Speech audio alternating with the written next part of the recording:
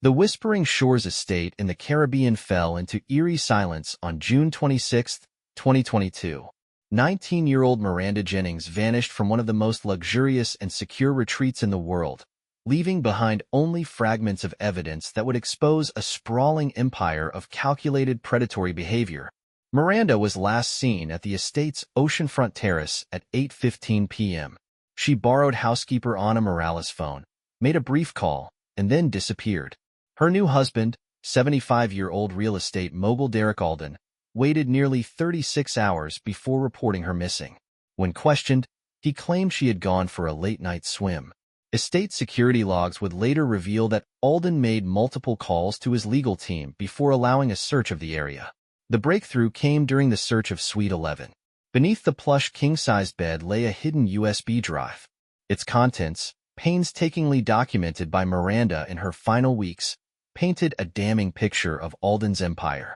One line from her last recording stood out: "If something happens to me, it's not an accident.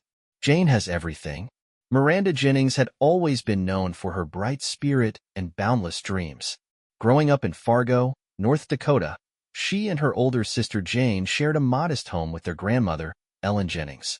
Ellen had raised the sisters after their parents' untimely deaths, and though life was challenging, their bond kept them afloat.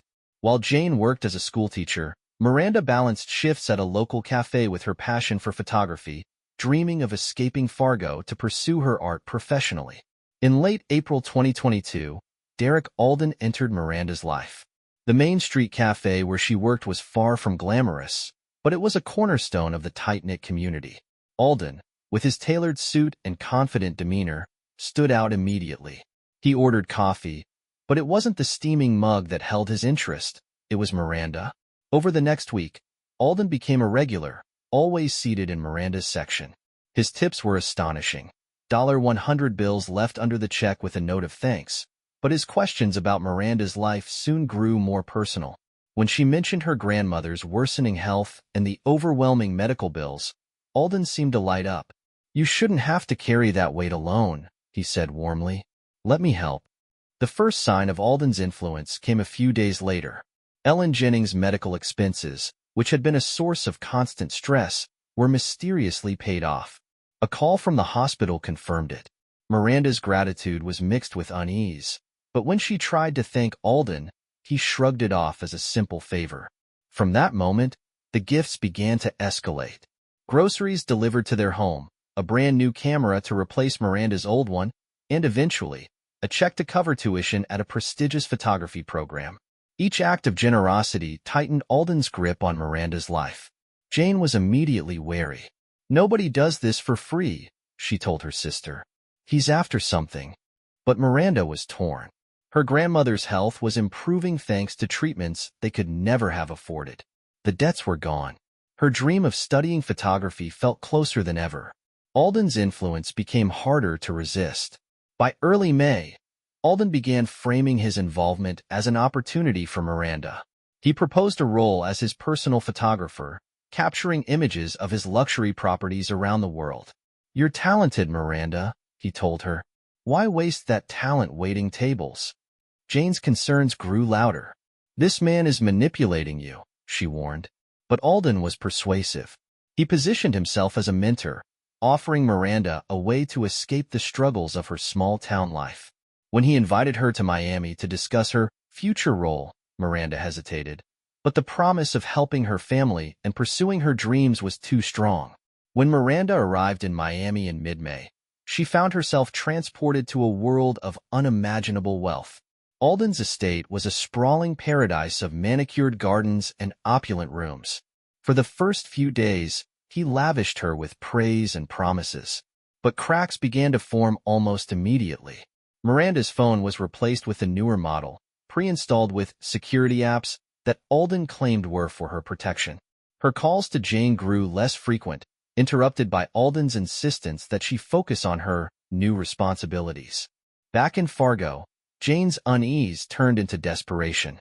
Miranda's voice on the phone was strained, her words rehearsed. "It's fine, Jayne. He's helping us. I can handle it." In late May, Miranda returned briefly to Fargo, though she seemed distant. When Jayne pressed her for details about her time in Miami, Miranda deflected, brushing off her sister's questions. Alden visited Fargo a week later under the pretense of checking on Miranda, but his true intentions were clear to Jayne. "What do you want with my sister?" she demanded, standing her ground. Alden's response was calm, almost calculated. "I want to see her succeed," he said, smiling. "Don't you?" In early June, Alden proposed. The offer wasn't romantic. It was a calculated move to secure control over Miranda. He framed it as the logical next step, a way to guarantee her future and her family's. Miranda felt trapped. By this point, her family's financial stability was entirely tied to Alden's generosity. Her grandmother's treatments, their home, even her photography ambitions, all of it was under his control. Jayne begged her to reconsider, but Miranda felt she had no choice. Against her better judgment, she accepted Alden's proposal. The wedding was an extravagant affair held at his Miami estate, complete with luxury catering and a celebrity guest list. Jayne, uninvited at the last minute, could only watch helplessly from a distance as her sister was swept into a world of wealth and manipulation. The Whispering Shores estate buzzed with activity on the morning of June 26, 2022. Staff moved briskly about, tidying the grounds and preparing for yet another day catering to the world's elite. No one could have guessed that by the end of the day, the estate would be plunged into chaos. Miranda Jennings had been unusually quiet the night before, a stark contrast to the vibrant young woman she had once been. She had tried to hold it together, to keep the mask of composure that Derek Alden demanded, but the cracks were becoming harder to conceal. The bruises on her arms, hastily hidden under long sleeves in the tropical heat, told a story she could no longer deny. By the time breakfast was served, Miranda was already in survival mode. She had borrowed housekeeper Ana Morales' phone the day before, making a frantic call to Jayne. "He found something on my phone," Miranda whispered. "The pictures. The documents. He knows I'm going to expose him. I think he's planning something." The call had been brief, cut short by the sound of heavy footsteps approaching. Miranda had handed the phone back to Ana, thanking her quickly before retreating to the confines of Suite 11. That night, the arguments between Miranda and Derek had grown louder. Neighboring guests reported hearing muffled shouting and the sound of furniture being moved, though no one dared to intervene. Miranda hadn't planned for her life to spiral out of control so quickly. When she had agreed to marry Derek, she thought she could manage him, keep her distance while reaping the benefits for her family. But Derek Alden was far more dangerous than she had imagined. Within days of the wedding, Miranda's freedoms were stripped away. The new phone he'd gifted her was nothing more than a surveillance tool, tracking her location and monitoring her calls. Security guards shadowed her every move under the guise of protection. Even her wardrobe was curated by Derek, each item chosen to project an image of the perfect, obedient wife. Any attempt to push back was met with chilling calm. "I've given you everything," Derek would say, his tone more menacing than reassuring. "Don't make me regret it." Miranda knew she was being watched constantly. The cameras in their suite weren't just for security. They were Derek's way of ensuring her compliance. Every interaction was carefully scrutinized, every word weighed for hidden intent. It was a suffocating existence, and she felt herself slipping further into despair with each passing day. Back in Fargo, Jayne was relentless. Her sister's cryptic phone call had set off alarm bells, and Jayne knew she had to act quickly. She began scouring the internet for any information she could find about Derek Alden. What she uncovered was disturbing. Articles painted Derek as a self-made billionaire, a visionary in the real estate industry with properties spanning the globe. But beneath the polished image lay whispers of scandal. Lawsuits from former employees had mysteriously vanished, settlements with families of missing women never made it to court, and an alarming number of deaths and disappearances had occurred at his properties. Jayne pieced together a pattern. Young women, often vulnerable and from modest backgrounds, had been drawn into Derek's orbit under the guise of opportunity. Some became employees, others romantic partners. Many vanished without a trace. Fueled by anger and fear, Jayne reached out to anyone who might listen. Local law enforcement dismissed her concerns as paranoia. Journalists showed initial interest but backed off once Alden's name was mentioned. It was clear Derek's influence extended far beyond his wealth. Undeterred, Jayne began compiling her own evidence. She printed screenshots of suspicious articles, recorded her conversations with Miranda, and documented everything she could about Alden's past. She was determined to save her sister, no matter the cost. On the morning of June 26th, Miranda made one last attempt to contact Jayne. Borrowing Ana Morales' phone again, she sent a desperate text. "He knows everything. If I don't make it out, find the USB." The message was vague, but Jayne understood. Months earlier, Miranda had hinted at collecting evidence against Derek, though she hadn't shared the details. Jayne could only hope her sister had hidden whatever proof she had gathered somewhere safe. That afternoon, Derek convened a meeting with two unidentified men in their villa. Miranda overheard fragments of their conversation as she passed the study. "Loose ends, clean-up team. No mistakes this time." Her blood ran cold. Miranda's instincts told her she didn't have much time. She locked herself in the bathroom and retrieved the USB drive she had hidden in a hollow compartment of her makeup case. It contained everything: photos of documents from Derek's office, recordings of his threats, and evidence of the women who had come before her. She knew she had to get it out of the estate. That evening, Miranda joined Derek for dinner on the oceanfront terrace, playing the part of the dutiful wife. She laughed at his jokes, held his hand, and maintained a facade of normalcy. But every fiber of her being screamed for her to run.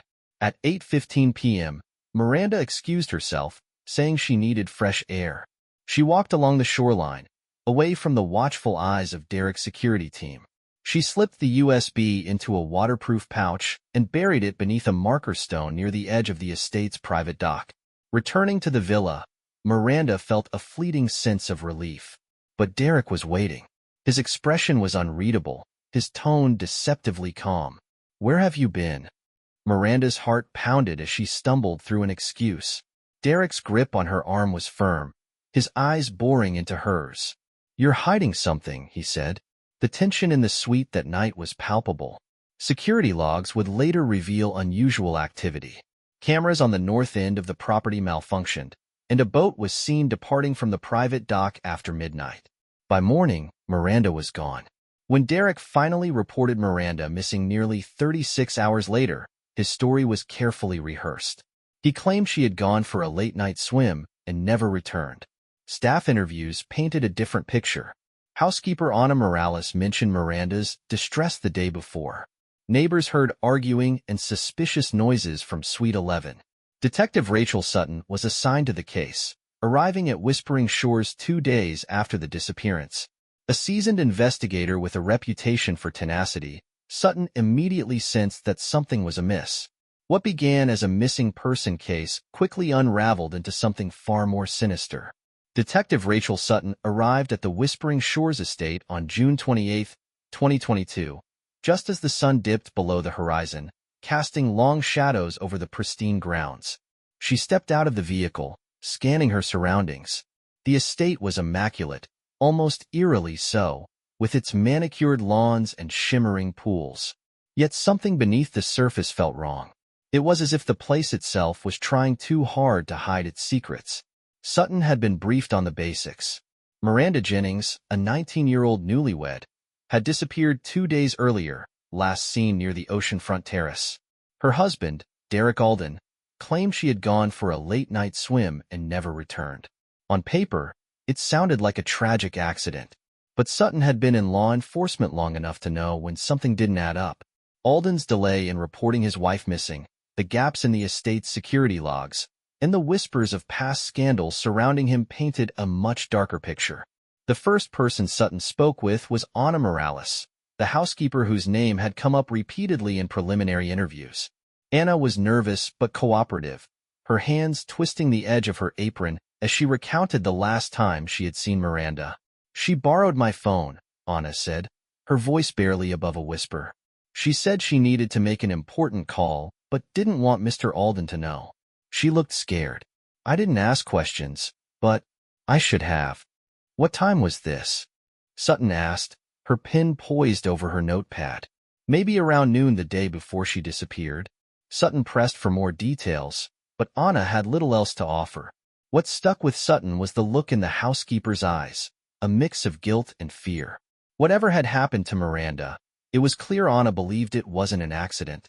The next stop was Suite 11, where Miranda and Derek had been staying. Sutton walked through the lavish suite with her partner, Officer Miguel Torres, who snapped photos of every corner. The room was spotless, but Sutton's trained eye caught small details. The rug beneath the coffee table was slightly askew, as if it had been moved and hastily repositioned. One of the bedside lamps showed faint smudges on its base, as though it had been handled roughly. "What do you think?" Torres asked as he photographed the lamp. "Too clean," Sutton replied, running her fingers along the edge of a nightstand. "Places like this are supposed to look pristine, but this feels deliberate, like someone was trying to erase something." Torres nodded, continuing his sweep of the room. Sutton moved to the bathroom, her eyes scanning every surface. The faint smell of bleach lingered in the air, almost masked by the floral scent of cleaning products. She knelt near the bathtub, running her fingers over the drain. Her instincts told her to request luminol testing for blood traces, even though she knew the chances of finding anything conclusive were slim. The more Sutton examined the suite, the more certain she became that whatever had happened to Miranda, it hadn't been spontaneous. There were too many small details that hinted at a calculated effort to cover up something. Outside, the estate's security logs provided more questions than answers. The logs for June 26th showed a strange pattern. Cameras near the north end of the property had malfunctioned for several hours, conveniently during the time Alden claimed Miranda had gone swimming. Sutton raised an eyebrow as she scanned the entries. "Malfunctioning cameras," she muttered to herself. "How convenient." She requested the backup footage from the estate's central server, but the security team claimed the files had been corrupted. It was an excuse Sutton had heard before, one that usually pointed to tampering rather than genuine technical failure. As the day wore on, Sutton conducted interviews with several other staff members. Most offered little insight, sticking to polite but vague answers.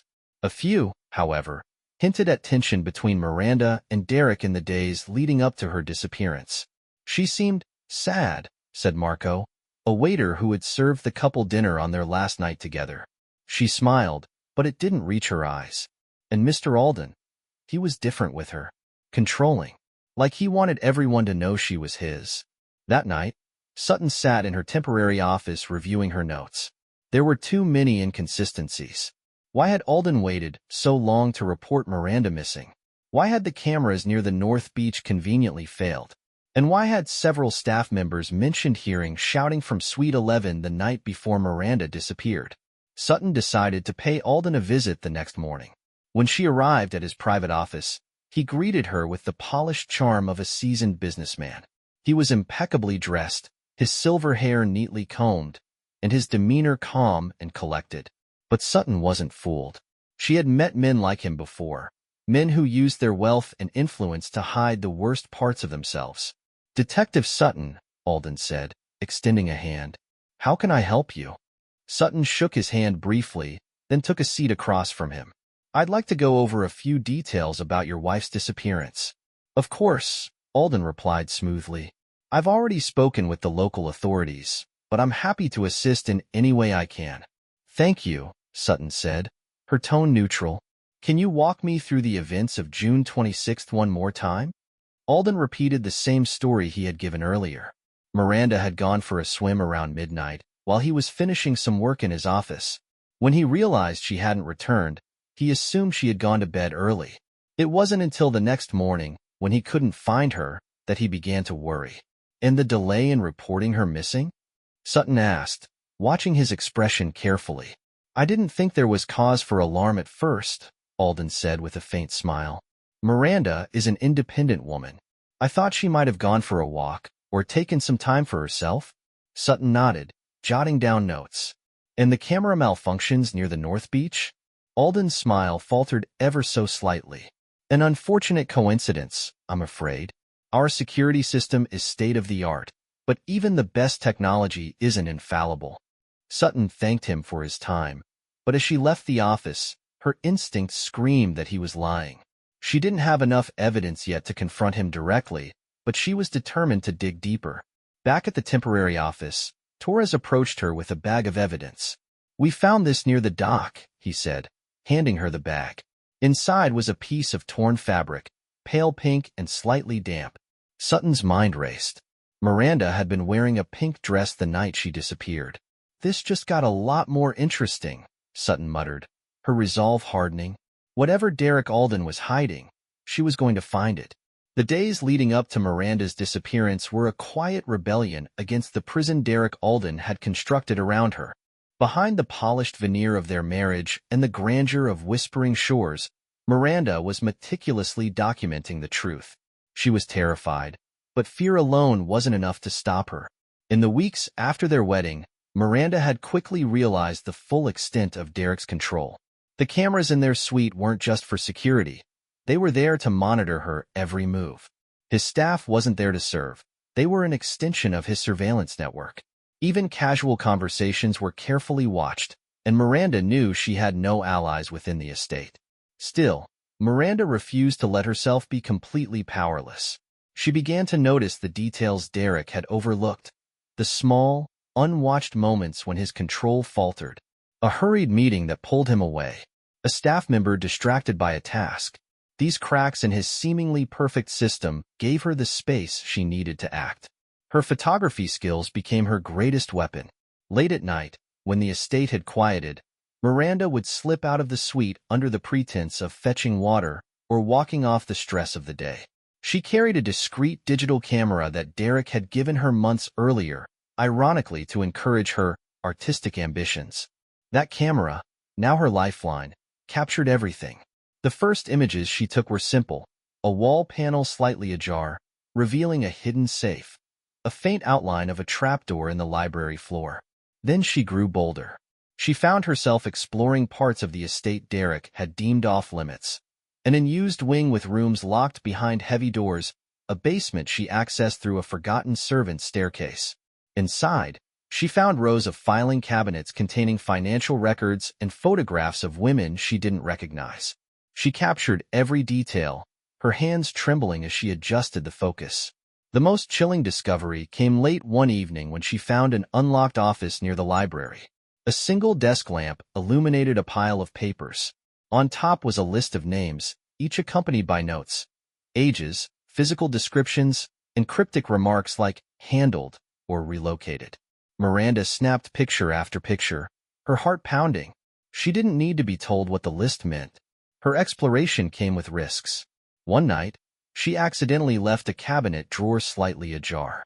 Derek noticed the next morning, and though he said nothing, she caught his lingering glance. Another time, she tripped over a loose floorboard while returning to their suite. The noise drew a security guard, who demanded to know what she was doing. Miranda feigned exhaustion, claiming she had wandered out of bed while half asleep. The guard let her go, but she could feel his eyes on her as she retreated. Despite the risks, Miranda pressed on. She knew the evidence she was gathering could destroy Derek's empire. But more importantly, it could save her. Hiding the evidence became a challenge of its own. She couldn't risk storing the files in obvious places, not with Derek's staff combing through their belongings under the guise of housekeeping. Instead, she created a hidden compartment in her makeup case. The USB drive, containing hundreds of photographs and scanned documents, fit snugly inside. Every night, after Derek fell asleep, she would update the drive with her latest findings. Reaching out to Jayne was the hardest part. Miranda had tried contacting her sister before, using housekeeper Anna Morales' phone, but those calls had been brief and cryptic. Now, she needed Jayne to understand the stakes.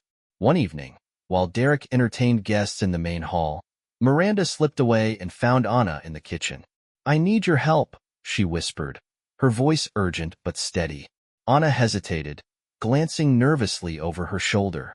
"If they catch me—" "They won't," Miranda interrupted. She handed Anna a sealed envelope. "Please, just send this for me. It's for my sister." Anna took the envelope, her hands shaking. "I'll do what I can." Inside the envelope was a short note, written hastily but with purpose. "Jayne, he's worse than we thought. There's a USB hidden in my makeup case. If I can't get it to you, find it. Show everything to the police. Whatever happens, don't let him win." That night, Miranda watched Derek from across the dinner table, her mask of obedience firmly in place. He was in his element, charming his guests with anecdotes about his business ventures and philanthropic efforts. But Miranda could see the cracks beneath the surface. He was restless, distracted, and she could feel his suspicion growing. The next day, Derek called an unscheduled meeting with his private security team. Miranda lingered near the library, pretending to browse a bookshelf, as fragments of their conversation drifted through the open door. "She's been acting strange," Derek said, his voice low and measured. "I want everything in her suite searched. Phones, bags, drawers. Leave nothing untouched." Miranda's blood ran cold. She had expected Derek to grow suspicious, but not so quickly. She slipped away before she could hear more, retreating to the safety of Suite 11. As soon as she locked the door, she grabbed the USB drive from its hiding place and tucked it into the waterproof pouch she had prepared earlier. She needed a new plan. Hiding the drive in the suite was no longer an option. If Derek's men found it, everything would be lost. Miranda decided to stash the evidence somewhere outside, somewhere even Derek wouldn't think to look. That evening, she joined Derek for dinner on the oceanfront terrace, playing her role flawlessly. She laughed at his jokes, nodded in agreement when he spoke, and even allowed him to guide her hand when pouring wine. But as soon as she excused herself, she moved with purpose. She walked along the shoreline, keeping to the shadows as she approached the private dock. Beneath a large marker stone near the water's edge, she buried the pouch containing the USB drive. The waves lapped softly at her feet as she knelt in the sand, her heart racing. When she was done, she brushed the sand smooth and returned to the villa. As she walked through the door, Derek was waiting. His smile was cold, his eyes sharp. "Out for some fresh air?" he asked, his tone casual but laced with suspicion. Miranda nodded, forcing herself to meet his gaze. "The heat was giving me a headache." Derek studied her for a moment before gesturing toward the dining room. "Let's sit. I have some things I'd like to discuss." Miranda's pulse quickened as she followed him. She knew she was running out of time. By the morning of June 26, 2022, the atmosphere at Whispering Shores was heavy with tension. Miranda's every move was shadowed by Derek Alden's watchful eyes and his ever-present security staff. She had spent the night sleepless, replaying the events of the previous evening. She knew the USB drive was safe where she had hidden it, but her fear that Derek would uncover her plans was all-consuming. That day, Derek's demeanor shifted. He was calm, almost unnervingly so, as though some unspoken decision had been made. When they had breakfast on the terrace, he talked about future plans, a trip to Europe, renovations at one of his estates, and a charity gala he wanted her to attend by his side.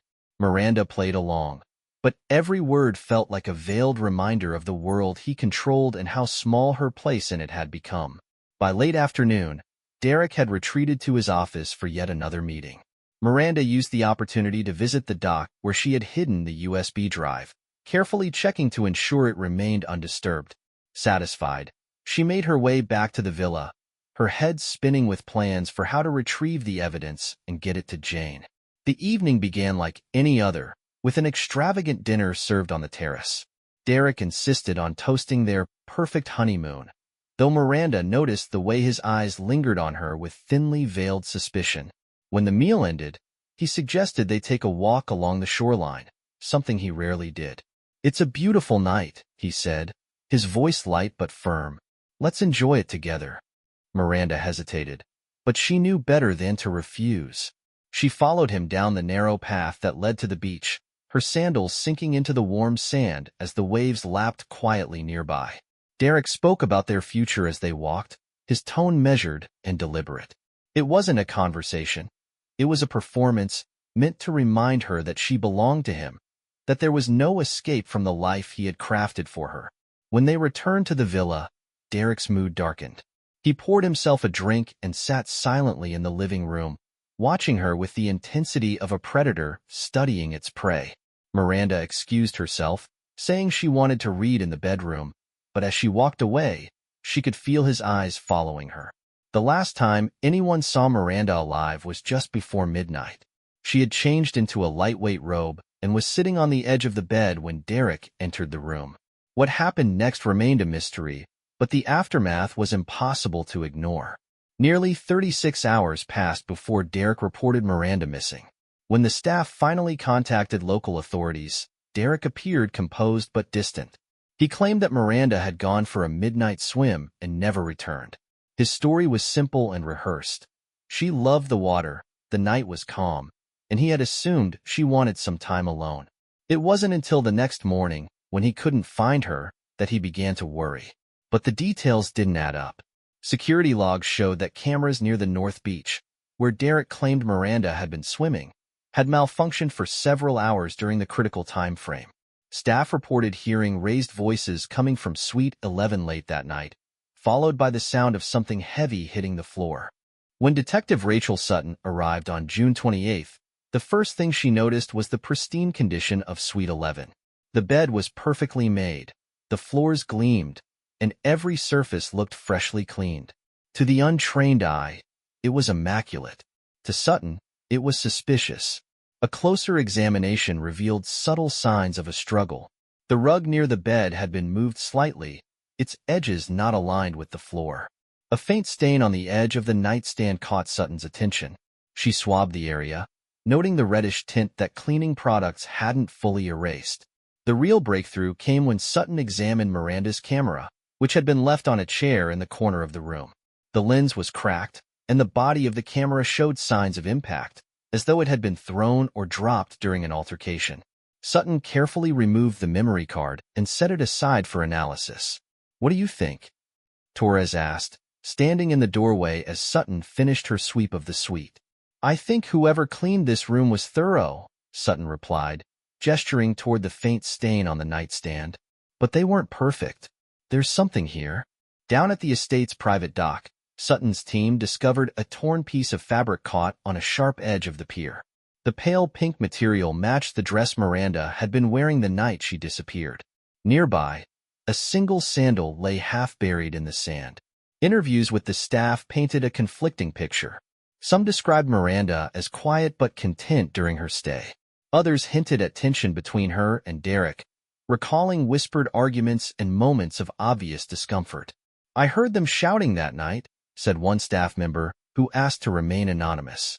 "It sounded bad. Then it just stopped." Derek, for his part, maintained his calm facade. When Sutton questioned him about the events of June 26th, he stuck to his story. "I didn't think anything was wrong at first," he said, his tone smooth and practiced. "Miranda loved the water. I thought she was enjoying herself. It wasn't until the next morning that I realized she hadn't come back." Sutton pressed him on the camera malfunctions and the missing hours from the security logs. Derek dismissed them as technical issues and claimed he had no control over such matters. Despite his confident demeanor, Sutton could sense the cracks beneath the surface. Every answer he gave was calculated, but it was clear he was holding something back. The most damning piece of evidence came later that evening, when Sutton received the results from the initial luminol testing in Suite 11. Traces of blood had been found near the bed and on the edge of the bathroom sink. The cleaning crew had done their best to erase it, but the faint outlines remained. Combined with the damaged camera and the torn fabric near the dock, the evidence painted a picture far more sinister than Derek's story of a late-night swim. Sutton sat in her temporary office that night, reviewing the evidence spread out before her. Every detail pointed to foul play, but she needed more to bring Derek Alden to justice. The USB drive Miranda had hinted at in her messages to Jayne could be the key to unraveling the entire case. Sutton just had to find it before Derek's carefully constructed world swallowed the truth. Detective Rachel Sutton had seen her share of cases dismissed prematurely, but the sheer indifference surrounding Miranda Jennings' disappearance was something else entirely. Local authorities, intimidated by Derek Alden's wealth and influence, had declared the incident a likely accident after little more than a cursory search. To them, a honeymoon tragedy involving a late-night swim was unfortunate but plausible. Sutton knew better. With every piece of evidence she uncovered, the story Alden had crafted unraveled further. The torn fabric by the dock, the bloodstains in Suite 11, and the shattered camera pointed to something much darker than a simple drowning. Sutton's instincts told her that Miranda's disappearance was just the surface of a much deeper operation, one that Alden had spent years perfecting. As Sutton delved into Alden's background, her suspicions only grew. On paper, Alden was the epitome of success, a billionaire real estate mogul with properties around the globe and a spotless public image. But whispers of scandal followed him.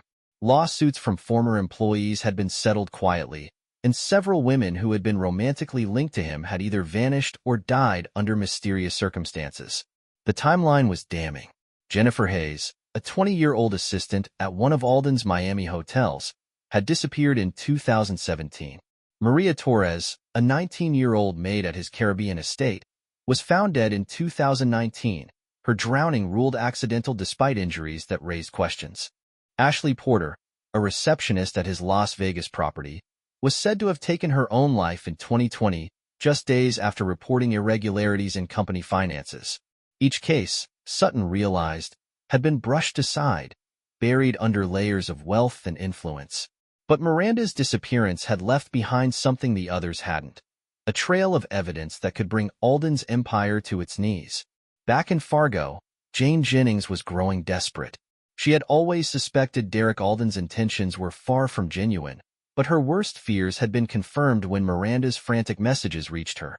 The note Miranda had sent, warning Jayne about the USB drive, became her singular focus. Jayne scoured the contents of Miranda's room, looking for the hidden drive her sister had mentioned. It wasn't until she opened Miranda's makeup case that she found it, a small, unassuming device tucked inside a secret compartment. Her hands shook as she plugged it into her laptop, and what she saw on the screen made her stomach churn. The drive contained a trove of incriminating evidence, photographs of hidden rooms and safes at Alden's properties, scans of financial records that hinted at money laundering, and lists of names accompanied by cryptic notes like handled and relocated. But it was the videos that struck Jayne the hardest. One, in particular, showed Derek berating Miranda, his voice low and menacing as he warned her to stay in line. Jayne wasted no time. She reached out to Sutton, forwarding the contents of the USB drive along with Miranda's notes. Sutton, who had been building her case methodically, now had the missing piece she needed to connect Alden to a web of crimes spanning years and continents. The investigation shifted into high gear.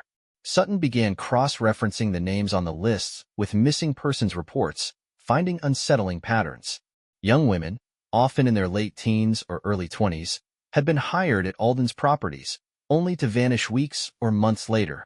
The financial records showed payments to shell companies that funneled money into offshore accounts that Sutton suspected were used to fund a human trafficking operation.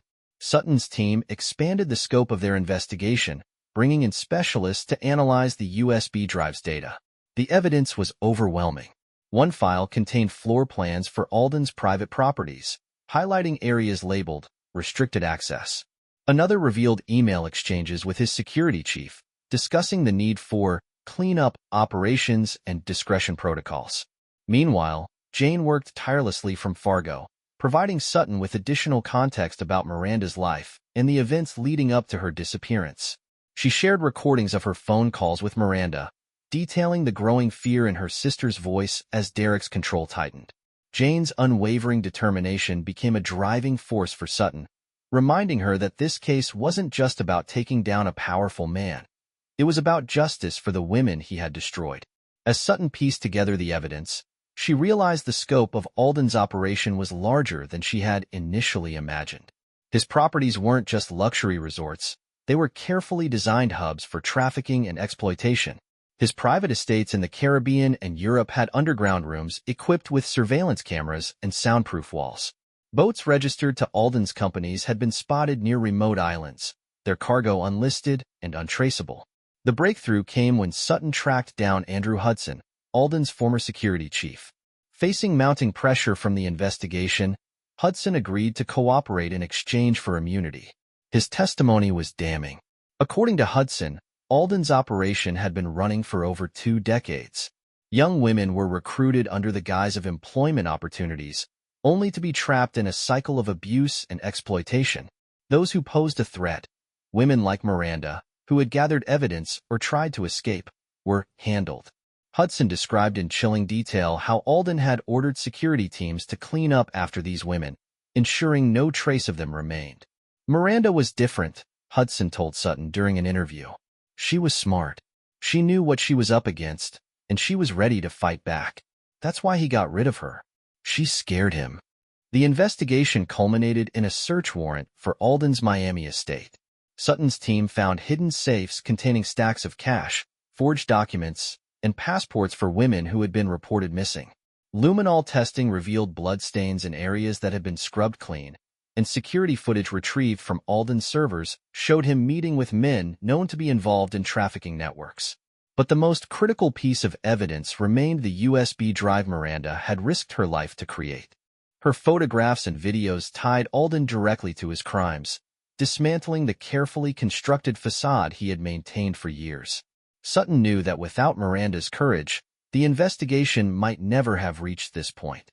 Late one night, Sutton sat in her temporary office, the weight of the case pressing down on her as she sifted through the growing mountain of evidence.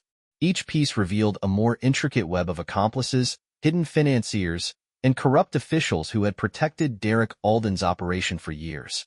It was daunting, but as she examined Miranda's meticulously gathered files, a sense of clarity emerged. Miranda hadn't just left behind evidence. She had created a roadmap to dismantle the entire network.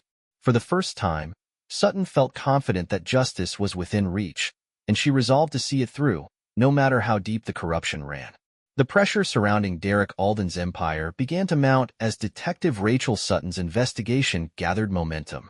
The evidence recovered from Miranda Jennings' USB drive was a linchpin in the case, but it wasn't enough on its own to dismantle the decades of corruption Alden had cultivated. The final breakthrough came when Andrew Hudson, Alden's former head of security, finally broke his silence. Hudson had always been loyal to Alden, paid handsomely for years of unwavering service. But Sutton's team had unearthed evidence implicating him directly in multiple disappearances, and with no way out, Hudson struck a deal. In exchange for immunity, he provided Sutton with a comprehensive account of Alden's operations and a chilling timeline of Miranda's final hours. According to Hudson, Alden's empire was a meticulously orchestrated machine. The real estate mogul had used his properties not just as luxury retreats, but as hubs for trafficking and exploitation. His private estates were equipped with soundproof rooms, hidden passageways, and extensive surveillance systems. Security teams ensured that any potential threats to his operation, whether employees, guests, or romantic partners, were eliminated quickly and efficiently.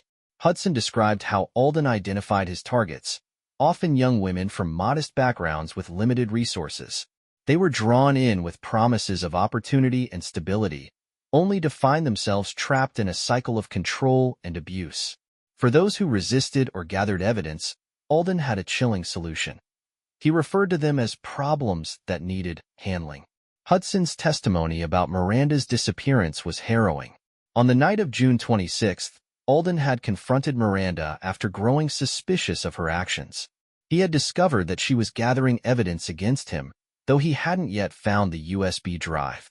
Security footage from the estate, retrieved with Hudson's help, showed Alden and Miranda arguing in Suite 11 shortly before midnight. The footage confirmed reports from staff who had heard raised voices and the sound of a struggle. Hudson revealed that after the argument escalated, Alden ordered his security team to restrain Miranda. She fought back, leaving scratches on Alden's neck, DNA evidence that would later become crucial in linking him to her death. Hudson admitted to witnessing the assault, but claimed he hadn't realized the situation would turn fatal. The plan was to scare her. Not this, Hudson stammered during his testimony. But Alden snapped. He said she knew too much, that she was a threat to everything. After the assault, Alden's team had moved quickly to stage the scene. Miranda's body was transported to a waiting boat, her belongings meticulously cleaned from the suite. Hudson described how Alden himself had ordered the estate's cameras to be deactivated during the critical hours, ensuring there would be no visual record of what happened next. The boat carried Miranda's body out to sea, where she was weighted down and dropped into the deep waters beyond the estate's reach. While Hudson's account painted a horrifying picture, it was the physical evidence that tied Alden directly to the crime. Sutton's team had recovered DNA from the torn fabric found near the dock, confirming it belonged to Miranda. More damningly, scrapings from beneath her broken fingernails, retrieved from a drain in Suite 11, contained Alden's skin cells. Combined with Hudson's testimony and the footage of their final argument, the case against Alden was ironclad. The financial records recovered from Miranda's USB drive provided yet another layer to the investigation. Sutton's forensic analysts traced millions of dollars flowing through shell companies connected to Alden's properties. The money had been used to bribe officials, pay off witnesses, and fund the trafficking network that operated under the guise of his real estate empire. Offshore accounts revealed payments to known associates of global trafficking rings, linking Alden's operations to a broader, international network of exploitation.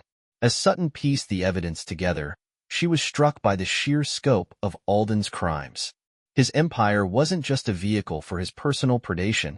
It was a sprawling system of abuse that had destroyed countless lives. The list of names recovered from Miranda's files, many of them marked as handled, took on a horrifying significance. Each name represented a victim whose voice had been silenced by Alden's power. The culmination of the investigation came when Sutton confronted Alden with the evidence during his formal arrest. The man who had exuded confidence and control throughout the investigation faltered for the first time.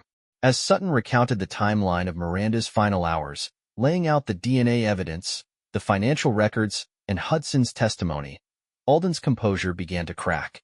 "You think you've won?" Alden sneered, his voice trembling with suppressed rage. "Do you have any idea how many people I've protected with what I've built? How many careers I've saved?" Sutton met his gaze, unflinching. "And how many lives you've destroyed? You'll answer for every one of them." Derek Alden was charged with multiple serious crimes tied to his vast real estate empire, including actions that targeted and harmed vulnerable individuals. The extensive evidence gathered by Detective Rachel Sutton's team left no question about his culpability. His arrest disrupted the carefully curated image of success and respectability he had maintained for decades. But for Sutton, the victory was bittersweet. As she filed her final report that night, she couldn't help but think of Miranda and the incredible courage it had taken for her to document the truth. Without her determination, Alden's crimes might have gone unpunished, and countless others would have suffered in silence. Sutton placed Miranda's USB drive in an evidence bag, sealing it with care.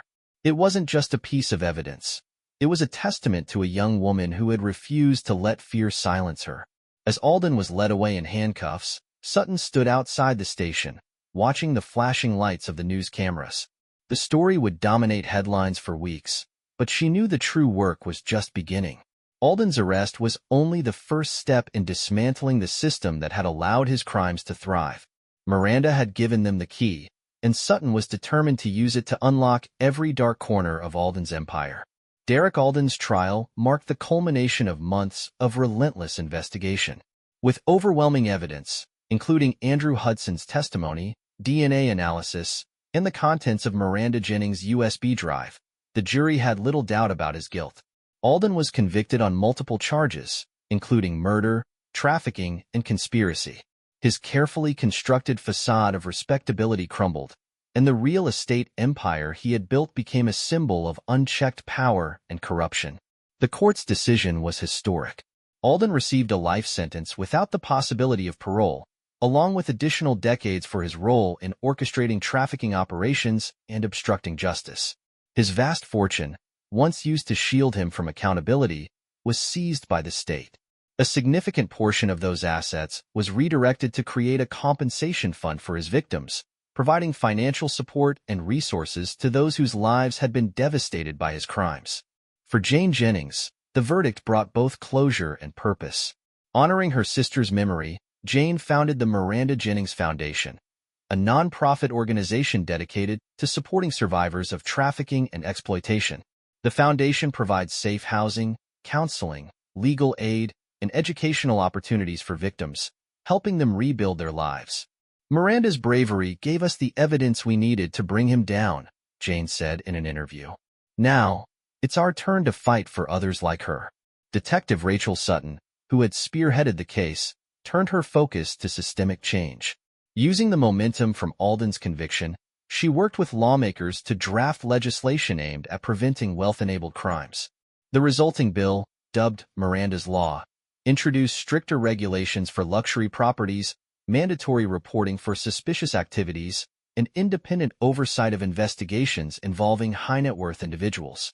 The law passed with bipartisan support, signaling a shift in how such cases would be handled moving forward. Alden's conviction and the reforms it inspired sent ripples through both the justice system and society at large. His fall from grace exposed the cracks in a system that allowed wealth to shield wrongdoing, sparking conversations about privilege, accountability, and the need for vigilance. Miranda's story, though tragic, became a catalyst for change, ensuring her legacy would protect others from suffering the same fate.